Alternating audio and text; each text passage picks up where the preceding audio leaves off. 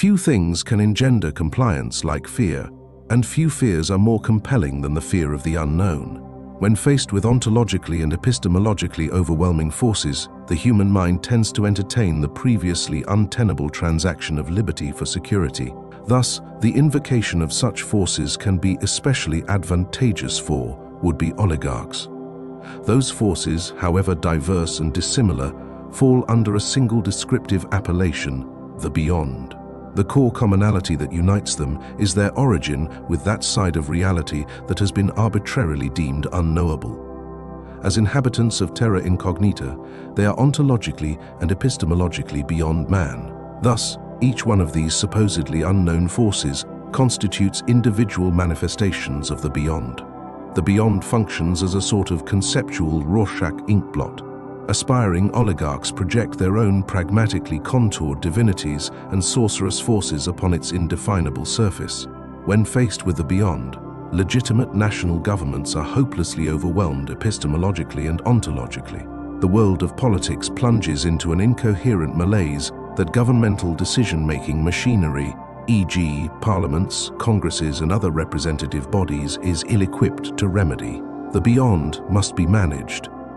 Otherwise, national governments will succumb to the forces of global anarchy. At least that is the rationale espoused by those who invoke the beyond in the realm of politics. Invariably, the managerial model proposed is, to some extent, anti-democratic and totalitarian. Needless to say, the beyond has proven to be an advantageous construct for the forces of oligarchy, whose meddlesome fingerprints upon human affairs are made evident by the voluminous case studies of totalitarian regimes throughout the 20th century. As the alleged possessors of some vague gnosis, aspirant hegemons arbitrarily define the world out there and populate it with various iterations of the beyond. Among those iterations have been extraterrestrial gods, aliens, the new angels. Of all the invocations of the beyond, none are as fantastical as the invocation of alien gods. Most ufological and science fiction narratives depict extraterrestrials as the products of biological evolution. Like all other organisms, aliens supposedly arose from primordial soups, not unlike the one that allegedly spawned all life on Earth. Naturally, this narrative appeals to the prominently materialistic and atheistic sensibilities of the West. Yet, simultaneously, extraterrestrials are often portrayed as ethereal and spiritually advanced beings, as is evidenced by the tacitly angelic presentation of interplanetary visitors in Steven Spielberg's Close Encounters of the Third Kind, Herrick, Scientific Mythologies, How Science and Science Fiction Forge New Religious Beliefs. 15. This angel motif likely originated with Jacob Iliv, an Enlightenment-era pamphleteer and printer who promulgated a peculiar neo-Gnostic narrative. Between 1730 and 1750, Herrick blasphemy in the 18th century, contours of a rhetorical crime 112. James Herrick elaborates upon this neo-Gnostic narrative. In works such as The Layman's Vindication of the Christian Religion 1730, Iliv revealed a latter-day interplanetary Gnosticism that may have influenced subsequent religious radicals, such as the American religionist Joseph Smith, and that echoes in the works of Scientology founder L. Ron Hubbard. In his most complete treatment of these themes, The Oration Spoke at Joiners Hall 1733, Iliv announced his surprising convictions. Man is an apostate angel and a body, and Earth, that globe we now inhabit, is hell, that is the place inferior to heaven. Our planet was created as a penal colony for rebellious angels. Thus, despite the usual reading of Genesis, no new order of beings was created on purpose to people it. Humans are not divine image bearers. For whom God created the earth as a gift and home, we are fallen angels, and earth is a prison. Planet, the fallen angels are in prison, that is embodied sick, so that man is an apostate angel and a body. Jesus said, "In my Father's house are many mansions," a claim Iliv takes as evidence that God placed intelligent life on other planets as well. Humans, as spiritually ascending angelic beings, will eventually inhabit and rule these distant planets. Despite the dubious nature of such claims, Iliv asserts that it was undeniably and indisputably plain, and that we are the very fallen angels clothed in flesh, and that the place we now inhabit is hell and no other place. Blasphemy, in the 18th century, contours of a rhetorical crime, 113. Thus, a new angelology took shape during the 18th century Enlightenment. No longer were angels viewed as spiritual beings that intervened in humanity's affairs for ends fair or foul. Instead, they were embodied by man, whose ultimate eschatological hope was to be caught up among the stars as interplanetary colonizers. Eliv redefined the many mansions comprising the Father's house as off-world habitations that were possibly populated by intelligent life. This was precisely the same contention expressed by another Royal Society member, William Derham Herrick, Scientific Mythologies, How Science and Science Fiction Forge New Religious Beliefs, 197.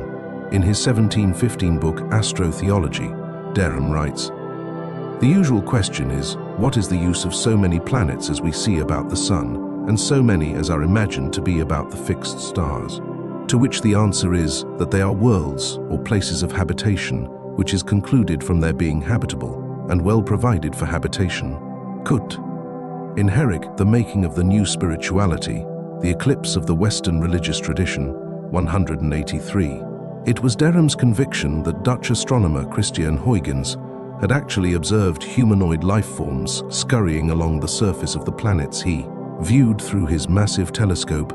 Herrick, Scientific Mythologies, How Science and Science Fiction Forge New Religious Beliefs, 197. Commenting on these alleged sightings, Herrick states, "Thus, extraterrestrials make an Enlightenment appearance, and in direct connection with a new theological view. Eliv's Gnosticism, The Making of the New Spirituality, The Eclipse of the Western Religious Tradition, 183. This Enlightenment-era appearance of extraterrestrials and its corresponding theological view established the overall hermeneutic, according to which the modern UFO phenomenon was understood.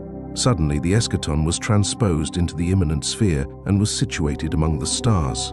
Heaven, hell, angels, demons, and God were suddenly redefined as the extraterrestrial occupants of the physical universe.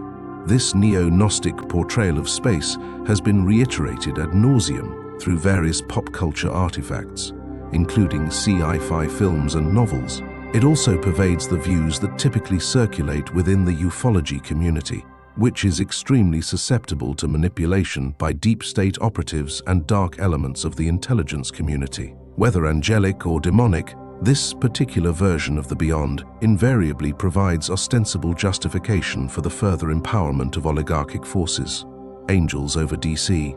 In 1952, a UFO flap would occur over the skies of Washington, D.C. From July 13 to July 29, with the most publicized and intense sightings occurring during the weekends of July 19 to 20 and July 26 to 27. While there are many in the field of ufology who see this flap as confirmation of the idea that man is being visited by aliens, a meeting between Air Force officer Edward J. Ruppelt and a scientist from an unnamed agency suggests a different possibility. From late 1951 to 1953, Ruppelt was a participant in Project Blue Book. Known earlier as Project Grudge, Blue Book was a formal governmental study of the UFO phenomenon. In his book, The Report on Unidentified Flying Objects, Ruppelt recounts his meeting with this mysterious scientist. He writes, "In some aspects, the Washington National sightings could be classed as a surprise. We used this as an excuse when things got fouled up, but in other ways they weren't. A few days prior to the incident, a scientist from an agency that I can't name and I were talking about the buildup of reports along the east coast of the United States. We talked for about 2 hours, and I was ready to leave when he said that he had one last comment to make, a prediction. From his study of the UFO reports that he was getting from Air Force headquarters and from discussions with his colleagues, he said that he thought that we were sitting right on top of a big keg full of loaded flying saucers. Within the next few days, he told me, and I remember, that he punctuated his slow, deliberate remarks by hitting the desk with his fist. They're going to blow up and you're going to have the granddaddy of all UFO sightings. The sighting will occur in Washington or New York, he predicted. Probably Washington. 187 to 188. Needless to say, the unnamed scientist's prediction unfolded with uncanny accuracy. It is doubtful that this scientist could possess such extreme foreknowledge if the occupants of the objects over the skies of Washington, D.C. in 1952 were aliens. Creatures from outer space, after all, would feel no need to share their flight plans with humans. It is also interesting to note that Ruppelt was unable to actually go out on July 21 and collect witness testimonies or visual confirmation of the sightings. Returning to Ruppelt's book, The Report on Unidentified Flying Objects, one reads the following: Major Fournette and I spent the entire morning just leaving for somewhere to investigate something. Every time we would start to leave, something more pressing would come up. 199. Ruppelt may have been intentionally prevented from going out because a comprehensive investigation would have uncovered terrestrial explanations for some of the sightings.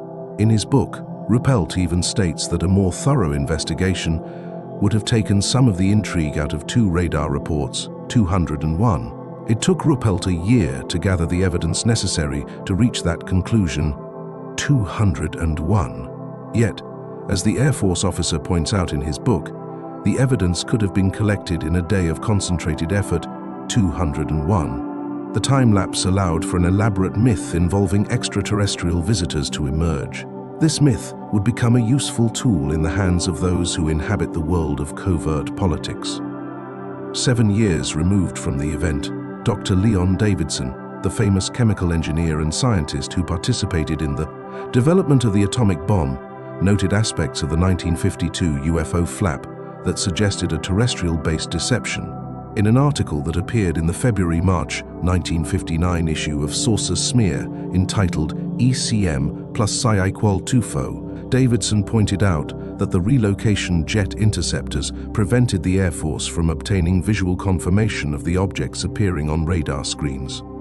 Davidson writes, "The jet interceptors which guard Washington were moved from Andrews Air Force Base 4 miles away to Newcastle, Delaware, 90 miles away, to permit runway repairs during the month of sightings in Washington.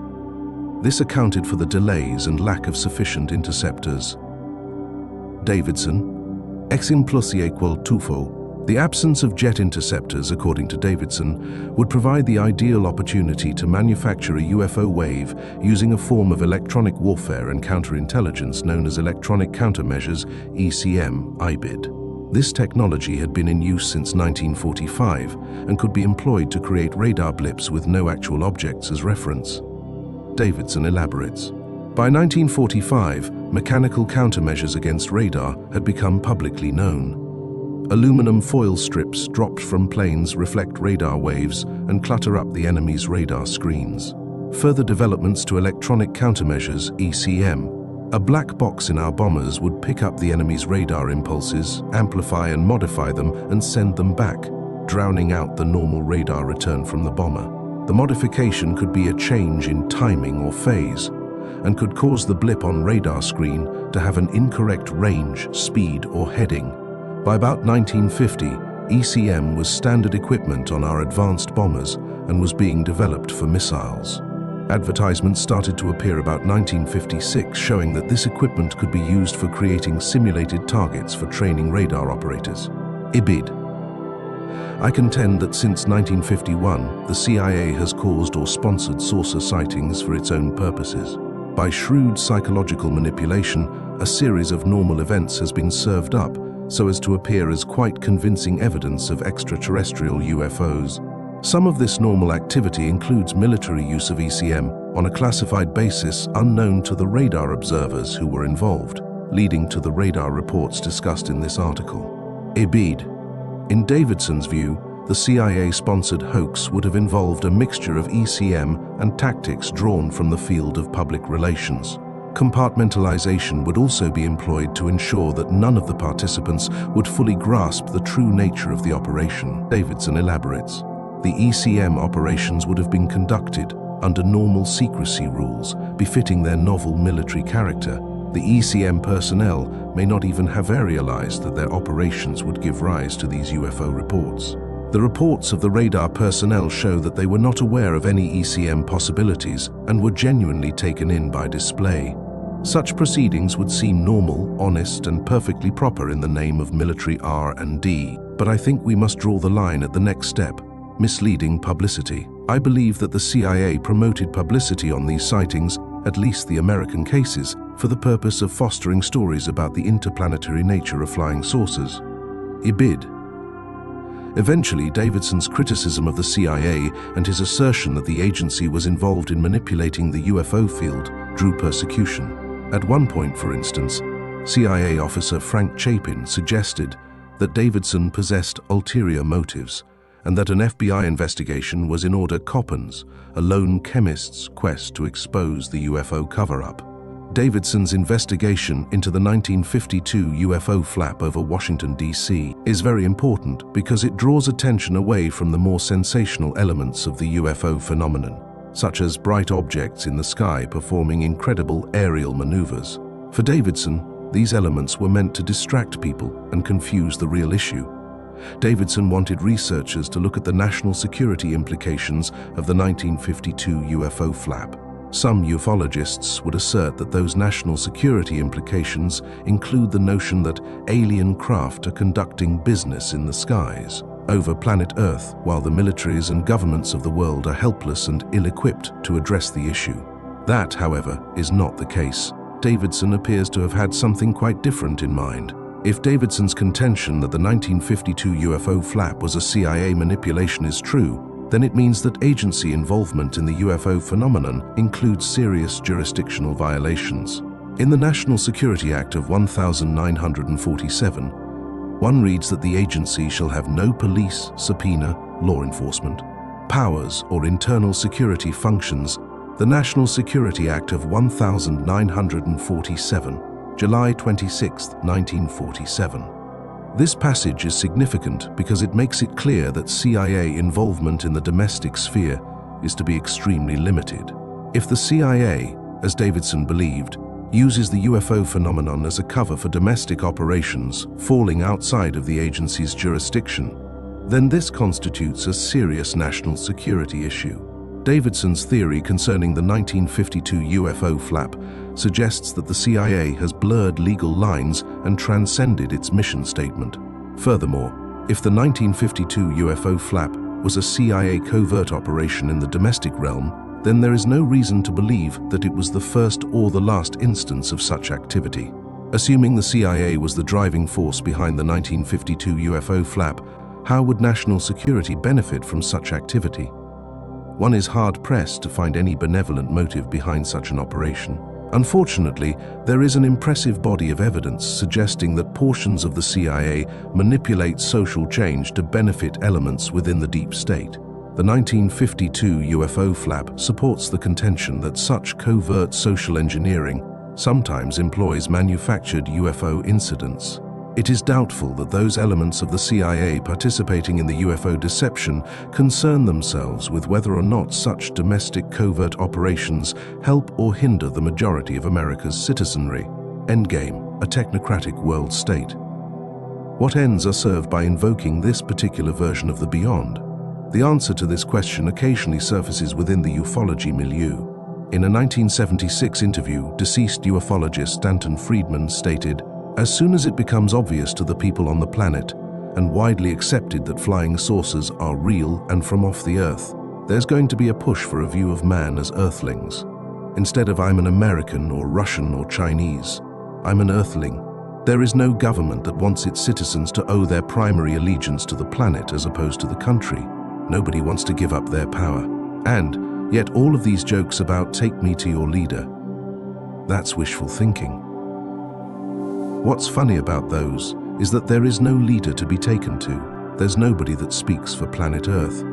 So there are enormous political problems with anybody saying, yes, there's somebody out there and he's coming here and he doesn't want to talk to me as a representative of the planet. How do we choose who speaks for the planet? I don't know. Who speaks for planet Earth? Please discuss. Implicit in Friedman's final rhetorical question is the contention that the present nation-state system is hopelessly inadequate for dealing with the inevitability of alien contact. The alleged obsolescence of the nation-state system is a consistently reiterated theme within the ufological circles frequented by Friedman. One of Friedman's friends and associates in the realm of ufology was an enigmatic figure named John B. Alexander. A photo of Alexander with Friedman can be found in UFO Phenomenology Interest section of Alexander's official website, John B. Alexander, PhD. Alexander, who has been involved with globalist enclaves like the Council on Foreign Relations, chronically articulates a pervasive derision for the nation-state system in his work.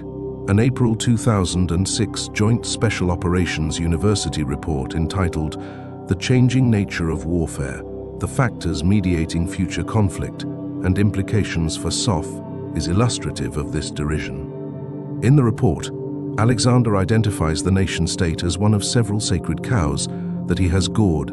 Alexander, The Changing Nature of Warfare, The Factors Mediating Future Conflict and Implications for SOF 1. He then describes the nation-state as a failing concept with limited utility and great liability 1. Later, Alexander states that the nation-state as primary building block of geopolitical relations is questionable. 11. He proceeds to present the tired argument that information and communications technology has somehow robbed the nation-state model of its relevance. Alexander writes, "While it has been a useful construct for the past 2 centuries or more, new relationships have arisen that suggest that the concept of primacy of the nation-state is failing. Advances in information and communications technology are accelerating this process." 11.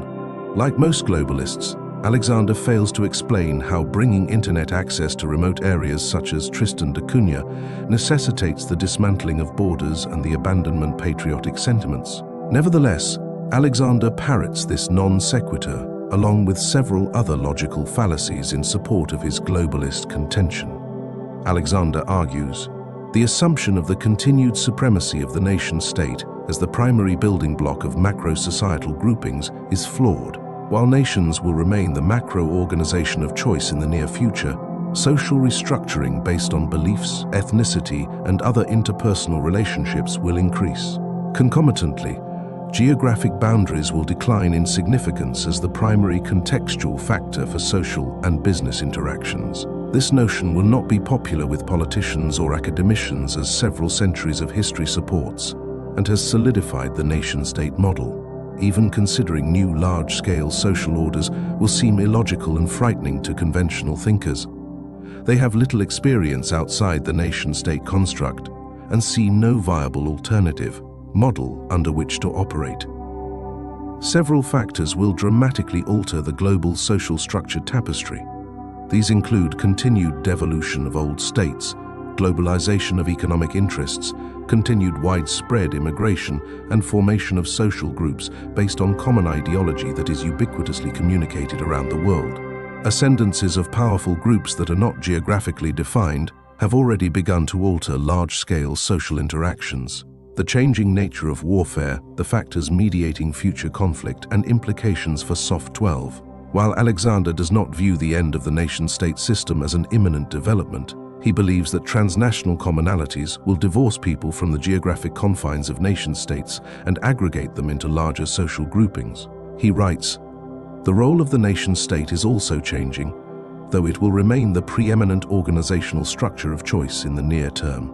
However, large-scale social groupings of the future are more likely to be established by common beliefs and values, economic considerations and alliances, and ethnicity than they are tied to geography.